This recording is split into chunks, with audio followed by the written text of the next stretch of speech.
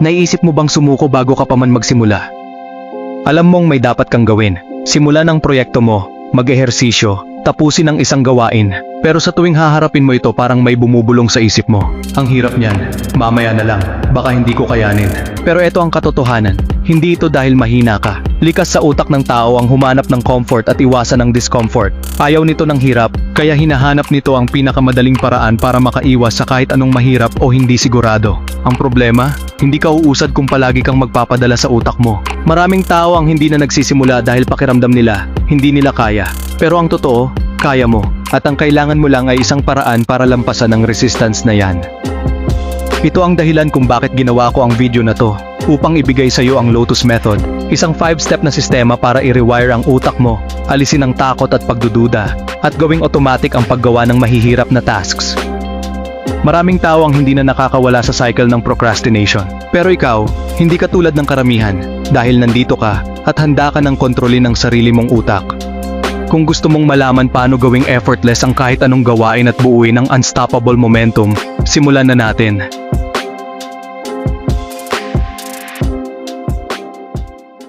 Step 1. Ang letter L, Layered Breakdowns. Isa sa pinakamalaking dahilan kung bakit tayo hindi nagsisimula sa isang gawain, ay dahil mukhang sobrang laki o hirap nito.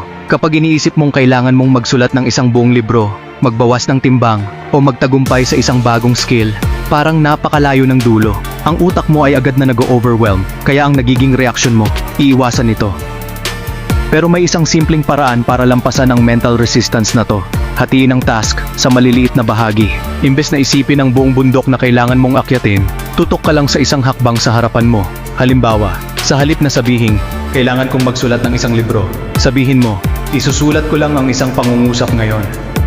Imbes na, kailangan kong magpapayat, sabihin mo, gagawin ko lang ang 5 push-ups ngayon. Bakit ito gumagana?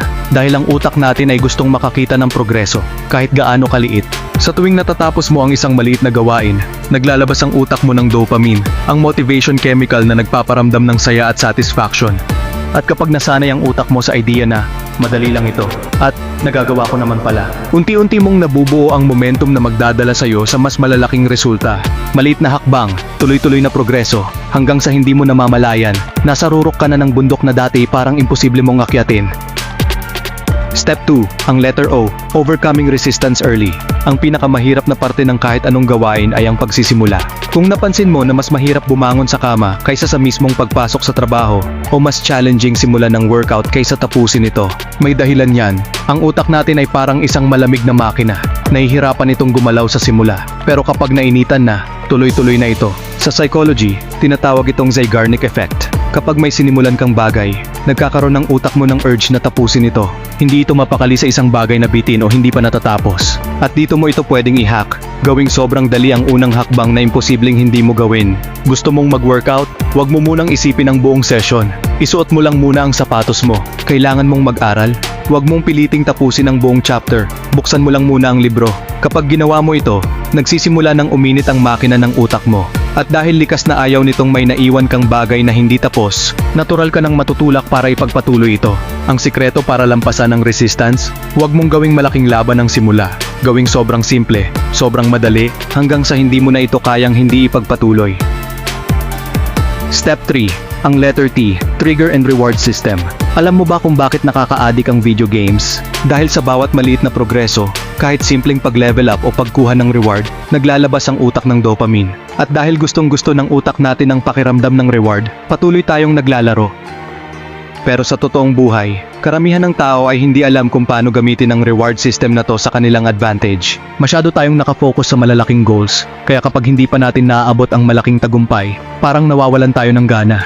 Ang sikreto?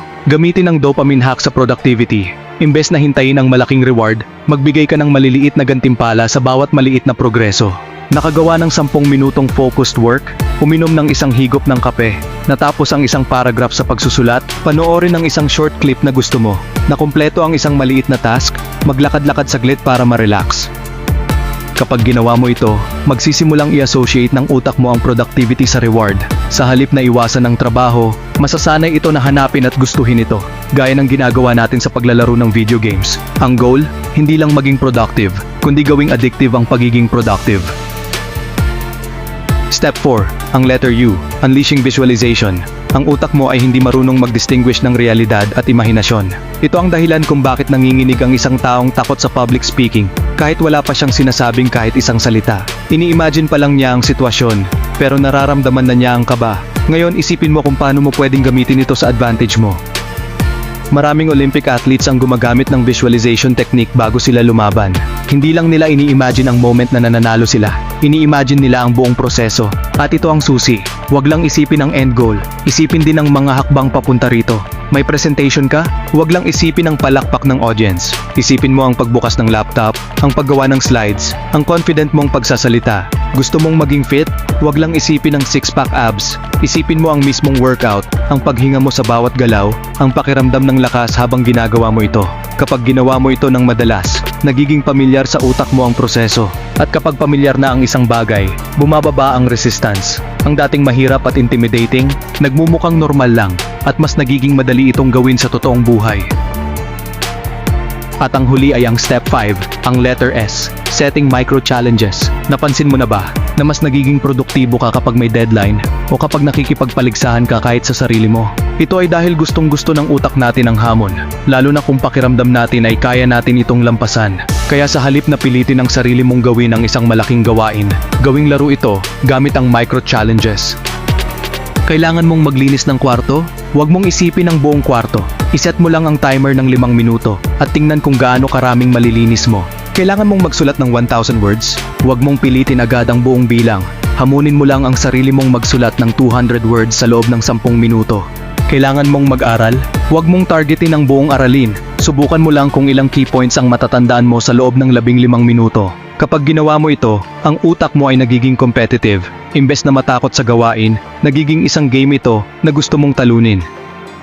At ang pinakamagandang epekto, kapag nanalo ka sa unang challenge, gusto mong ulit-ulitin ito. Ang sikreto ng productivity, hindi motivation, kundi momentum. Kapag sinimulan mo sa isang micro-challenge, sunod-sunod na itong susunod, hanggang sa hindi mo namamalayan na tapos mo na pala ang buong gawain. Karamihan ng tao ay naghihintay ng motivation bago kumilos. Pero ang totoo, motivation ay hindi laging nandyan. Ang sikreto para lampasan ng procrastination at self-doubt ay hindi sa paghihintay ng tamang pakiramdam, kundi sa paggawa ng tamang sistema. Ngayon alam mo na ang Lotus Method. Ang letter L ay layered breakdowns. Hatiin ang malalaking gawain sa maliliit na hakbang. Ang letter O naman ay overcoming resistance early. Gawing sobrang dali ang unang hakbang para hindi mo ito matanggihan. Ang letter T ay trigger and reward system. Bigyan ng maliit na gantimpala ang bawat progreso para mas maging enjoyable ito. Sa letter U naman ay unleashing visualization. I-imagine hindi lang ang resulta, kundi ang buong proseso para mas bumaba ang resistance. At ang huli ang letter S, setting micro challenges. Gawing laro ang productivity para mas gumana ang natural competitive drive mo. Ngayon ikaw naman, isipin mo ang isang gawain na matagal mo nang iniiwasan. Isang bagay na alam mong dapat mong gawin pero hindi mo masimulan. Ano ang unang micro step na kaya mong gawin ngayon? Ilagay mo sa comments, babasahin ko ang bawat isa. Huwag lang manatili sa panunood. Simulan mo na.